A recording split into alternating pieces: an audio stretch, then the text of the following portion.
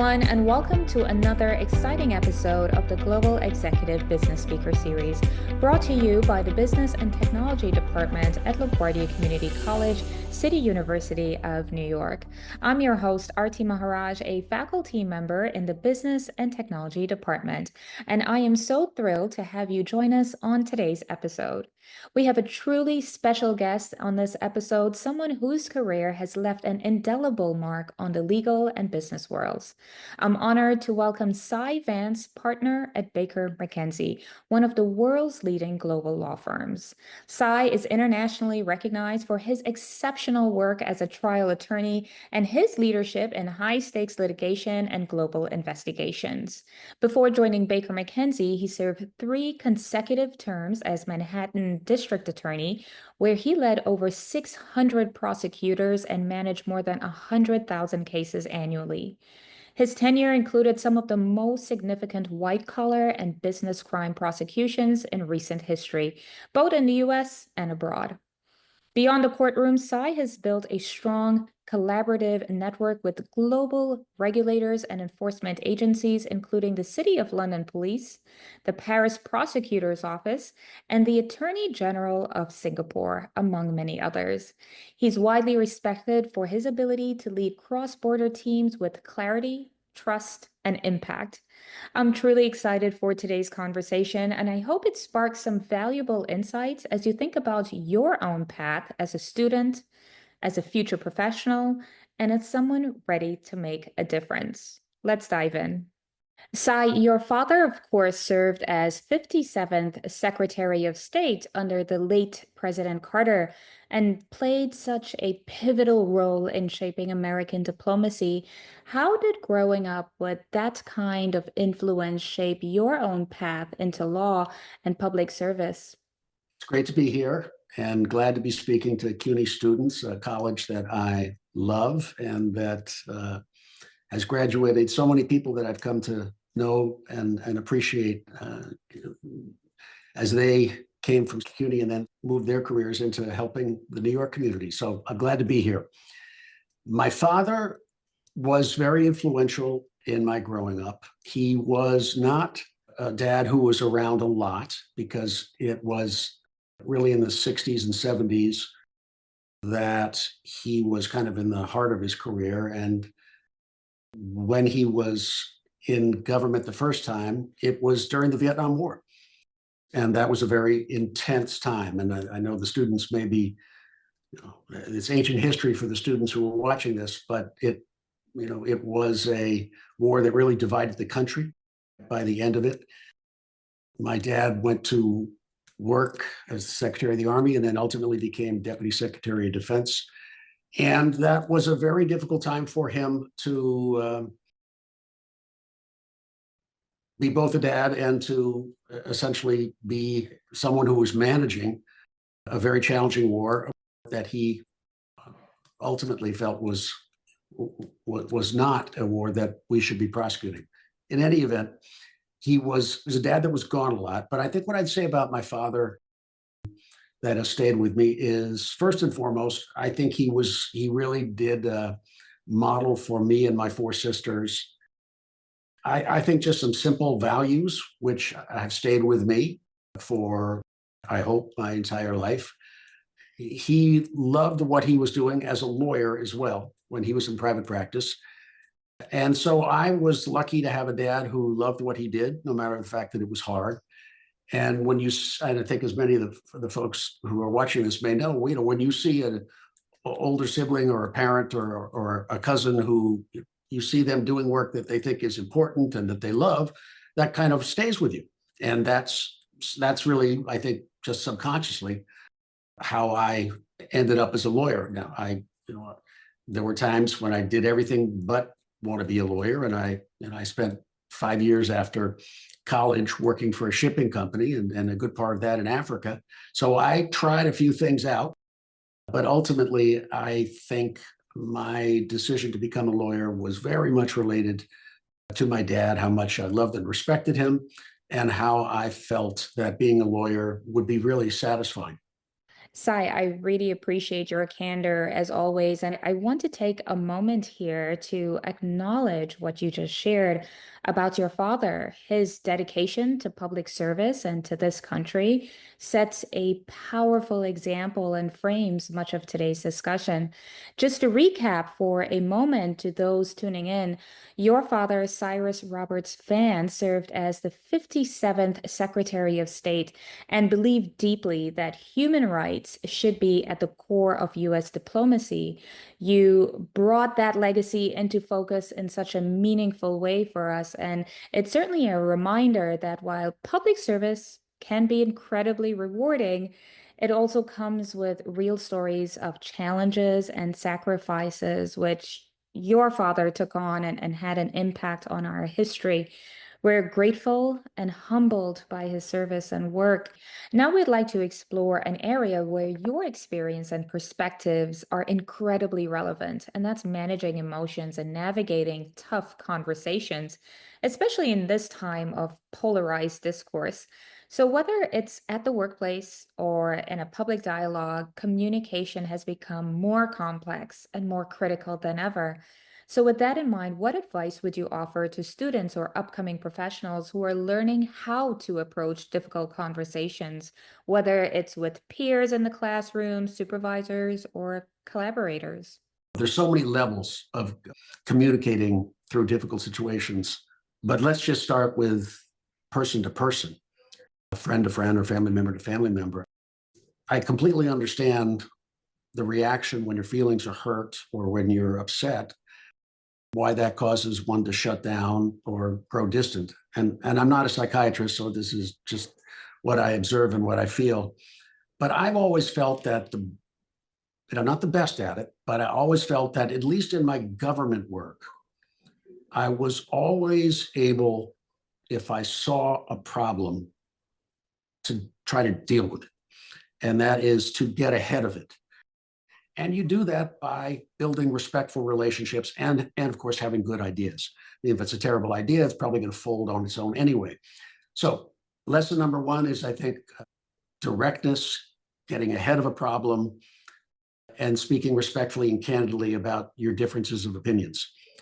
I remember starting out, a guy I respected quite a lot, and he did many, many great things, Ray Kelly. When I became a prosecutor, I had no real background that he was aware of, and he didn't know me. And I think, frankly, he looked at me somewhat suspiciously. As, what the heck does this guy want to do? Why is he doing this? Why is he doing that? What's this decision on this case about? And Ray was the commissioner, and he was a big guy, and he didn't really need me. But I felt the only way I could deal with Ray was to go to him and have regular breakfasts, not a lot, but regular. And in those breakfasts, he would usually, I'd say, okay, Commissioner, tell me what's on your mind. And then he'd lay into me, for 5 minutes about what was upsetting him. And then I'd go right back at him and said, this is why I think you're wrong on this. This is why we're doing that. And I think as a result of that kind of openness and frankness and respect, frankly, was how I think we developed a good working relationship with two very tough jobs, when we were often, his constituency, the police department, was sometimes very much on opposite sides of an issue with our office. And I think I had the same relationship, frankly, with the other three commissioners I worked with: Bill Bratton, Jimmy O'Neill, and Dermot Shea. So I was privileged to work with 4 police commissioners. And I felt one of the most important things I could do is to have relationships with them that were proactive, because we knew we were going to disagree about a lot. And the only way we were going to manage that disagreement in the best interest of the public was to work through it. In your view, what are the distinguishing elements of a great communicator in the workplace? Frankly, I'm not sure it's different in the workplace than it is in society. I mean, obviously, some communicators are gifted orators, and I never considered myself a gifted orator. But that's a great skill, and sometimes it's a learned skill. But communicating, above all, I think, has to be honest, and it has to be sincere. And when I, issued memos, or there were crises in the city, and I had to manage, difficult situations in the community, explaining what was going on or how we were responding to it, or in my office from a policy perspective. I think you have to, first of all, understand that you need to respect everybody else's opinion in the room. You don't need to agree with it, but you walk into a room where a lot of people don't think like you do. And it's an opportunity for you, not necessarily to convince them, but for them to see you speak respectfully, directly, openly, and honestly with them. And when you leave that room, they may not agree with you, but how you treated them and how you went to the issue, they will remember that. And in the long run, that's what builds trust. We're never going to agree on everything, but I think we can develop relationships where we trust each other throughout years of working in difficult circumstances where we disagree on policy. And I think it's the same in a family. I'm much better, actually, I think, as a communicator at work than I am in my family. Unfortunately, if I could take my own lessons internal to my family, I'm sure they'd be very happy. I think you also have to, sort of a second thing, which I found very lacking in public life, you have to be gracious, in my opinion, and you have to compliment. When someone has a good thing happen to them that you hear about, even if you're not their best buddy, the power that you have in the moment you pick up the phone and call that person and say, great job on whatever the heck it was. You just disarmed them in terms of their anger or whatever it is about you. It is so powerful to be the person who gives, the person who compliments, the person who expresses understanding. And that's always not easy. But I think, in life, you sort of have two choices, putting aside some obvious situations which are so fraught that these things really can't apply, is you have the opportunity to be a good person, or you have the opportunity to be a selfish person. And that's oversimplifying it, but not too much. If I may, I was telling a story. I had, when the Vietnam War, my dad was under huge stress, more stress than I could have ever experienced. He was responsible for essentially prosecuting a war halfway across the world that he had believed was a war we ought to end. And I've got a picture of him in my office, head in his hands. I think General Westmoreland is next to him, who was the chair of the Joint Chiefs of Staff. And I think they must have been in the Pentagon or in the White House and talking about the Vietnam War. But whatever it was, I could see that my father was he was so overwhelmed with what was going on. And this picture captured it personally. And when I was DA, I had times when I really felt like I was under the gun or I needed to think something through. And I would actually go and sit next to that picture and I would have a conversation with my father, as silly as this sounds. But it's not silly, because it actually is therapeutic. And usually, I don't know what it was usually a crisis of my own making, something that had happened, but I would actually come to him in this moment, symbolically, and I would ask his advice and talk to him.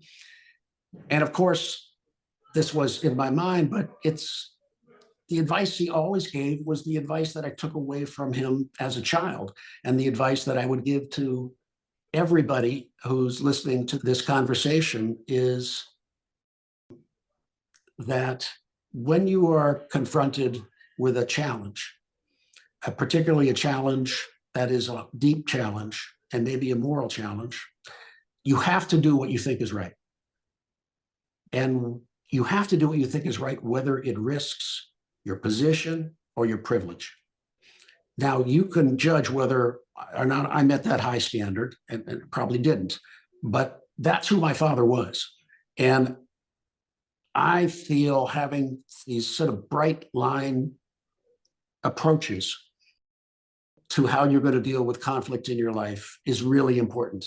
And I think they usually boil down to pretty simple, heartfelt decisions. Sai, you raised a couple of excellent points here, where one of them being how you communicate can really shape outcomes. Now, building on that, I'd love to talk about something closely connected to what you do every day, and that's emotional intelligence. It's one thing to communicate clearly, but it's another to read the room, understand perspectives, and lead with empathy. How has emotional intelligence played a role in your leadership, particularly in public service? And how did you develop that skill over time? I think it begins early. I think where we started this conversation is why I became a lawyer, and my father and my mother's influence on me were, really, these lessons that I'm talking about, I didn't make them up. I mean, they were imbued to me, just like the listeners of this video have been imbued with their parent, with their parents and their uncles and aunts' viewpoints. So I think emotional intelligence is something that hopefully you pick up in the way that you are raised as a kid. But Artie, I think whenever I dealt with assistant VAs or a room full of people maybe didn't know, I first wanted to listen, because listening is probably as important or more important than talking. It's because if you don't listen, then you may miss the whole point of why people are in the room or what they have to say. And if you do listen, you'll learn something, and you'll probably be better at your approach then to whatever problem or issue that is. So it's listening. I also had a lot of people around me, the people that I brought into the office and I asked to be, my close circle of advisors. I saw people who I thought were wise and balanced, besides being experienced and good at their job. But when you're, and it's not just if you're in an big elected job, I think we all need a network. We all should be striving to have a network of people who help us stay on track and who help us guide ourselves in the right directions on the big decisions in our life. Mhm. But emotional intelligence to me it's hugely important, hard to define. But I think the person who is emotionally intelligent is generally a listener, is generally someone who is open to having the viewpoints of other people around them and shaping their own view, and reading the room. I remember, Artie, after George Floyd's death, there was a huge wave of anger and resentment and sorrow. And that my office was affected, as were so many other places, and many assistants in the office were asking themselves, why am I a prosecutor? Why am I doing this job? What is it that this job does that kind of is an antidote to the kind of cruelty that caused George Floyd's murder. And I listened a lot. I brought in groups from all over the office who wanted to talk with me. Some of them formalized, some not. And they told me what they thought about what the office did right and what the office did wrong, their disappointment on issues, some of them around equity and race that they felt the office hadn't addressed adequately. And quite honestly, I really wasn't. I was glad to have these meetings, and I wanted them to know I wanted their views, and many of their views we ended up implementing in policies that went forward. So I think all of those are sort of examples of emotional intelligence. Of course. It's not intelligence, it's having an open heart. These are such important insights, especially as we think about how emotional intelligence and communication shape not just careers, but relationships and culture within a classroom or organization. Now, I would like to talk about something that feels very urgent today, and that's how we make decisions and maintain basic decency when we're faced with real disagreement or opposing forces, whether in public service, corporate leadership, or everyday professional life. The way we treat each other in tense moments can have a profound impact on our personal and professional brand. Sai, in your experience, what does basic decency look like in a professional setting, especially when emotions and opinions run high? Decency is maintaining within yourself an appropriate level of restraint and respect. There are things in life that you have to speak loudly about and object to make a difference. But people often use to confuse with me politeness with lack of substance or lack of seriousness. I've always felt, don't confuse politeness with weakness. They're not mutually exclusive. I think even when you are being insulted, whatever's coming at you, I think in that moment, you need to be strong, but you also need to not let things get out of control and you lose your sense of groundedness and respect. I don't know, Artie, if I can say it any better than that, but I think, listening to what I just said, some folks may say, well, that didn't get anything done. You got to get up there and punch them in the nose. Maybe that's going to work for some people, but at my age, after all the things I've seen, after all the conflict that I've seen, and mine isn't anything extraordinary. I think equipoise, staying in control of yourself in moments when it's easy to lose control and fly off the handle. I think that's how we get through bad moments. Do you have any advice for faculty members as we prepare students across various disciplines to understand and practice decency? And why is this an important part of their careers? Do you think practicing basic decency is a deal breaker? Well, I think you have to model them with your own behavior. And I taught law school in Seattle for 14 years, and I wasn't the greatest teacher, but I think that you are the professor and you are in a position of authority. And so it starts with how you treat them in terms of what professors can do or teachers can do in terms of helping their students. Again, just like with your parents. And it's not about being the buddy of every student or that they like you. It's that they respect you. And I think that's the highest sort of degree that you can ask for from students. Well, I never really had personal friendships outside the classroom that were extensive with students. It was all kind of professional.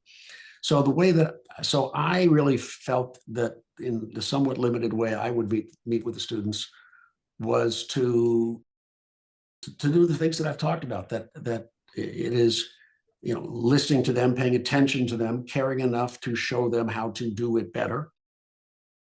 And, just being an attentive, thoughtful, decent human being matters. Now, I always think of Jimmy Carter, and people now look back on his life. And in the time that he was president, he was criticized and had terrible ratings in the public, and interest rates were at 17%. But when you look back at his career and then what he did with his life after he left government, dedicating much of his life to public service, and whether it's building houses all over the world for folks who couldn't build them, or all the intellectual generosity he showed. There's a guy who was viewed as weak in moments where everybody was looking to blame somebody for something. But in the long arc of history, turns out to be someone who actually accomplished an enormous amount as president that he was never given credit for at the time because people weren't looking to give him credit. But with the advantage of hindsight, we're like, oh my God, look at all those major bills he passed and all those things that he did.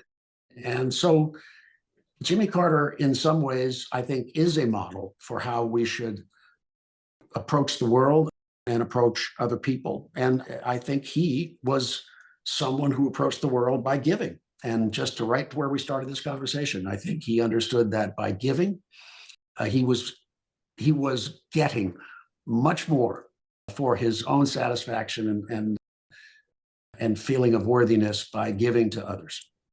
Finally, is there a personal rule or philosophy you've lived by when it comes to treating others well? It goes back to trying to live up to what I felt my father modeled to me, which is in moments of difficult choices, is to make the choice that you've thought of and you think is the right choice. You're not the right choice, not because it's the one that makes you the most money necessarily, or the right choice because it solves the problem quickly, but the right choice can sometimes be the most difficult choice. But it's focusing on what is the right thing to do. Artie, I always felt this about the DA's job and about leadership. You're called upon to make decisions all the time when you run an agency. That's really what the job is. You're running an agency. It's things get up to you, usually because it's a problem. And then you have to make a decision on how that problem is going to be resolved. And I always felt that in some of the most difficult cases that I had, is my responsibility was to make sure that we had followed a process as an office, and I had followed a process as the head of an office, where I understood as much as I could understand about the facts. My job was to engage in a process of understanding what was happening as best I could.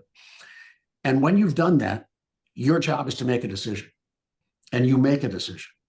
Now, it may turn out that the decision is viewed by many as a bad decision, or that you come to think later it's a bad decision.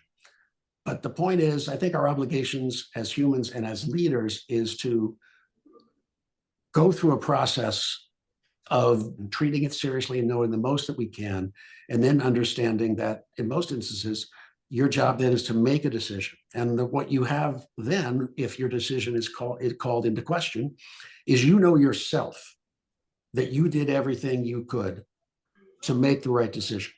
Yeah. And that's the most you're ever going to get, because you're not going to make all the right decisions. You can only go through processes that you hope lead you to the right decision.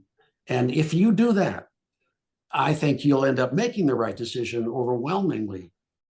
Sai, thank you so much for being with us today and for sharing not only your expertise, but also your heart for public service. I also want to take a moment to recognize the space we had to reflect on your father's legacy and service to our country, which is a stellar example of true public service. And your perspectives on leadership, purpose, and the power of serving others have deeply resonated with us. It's certain that your journey, shaped by both personal legacy and your own drive, offers valuable lessons for anyone looking to make a profound impact, no matter the field or area of study. On behalf of LaGuardia Community College, we're incredibly grateful for your time and perspectives, and we know our community will walk away from this conversation inspired to think bigger and give back in more meaningful ways. Cy Vance, former district attorney and currently a partner at the global law firm Baker McKenzie. Thank you, Cy.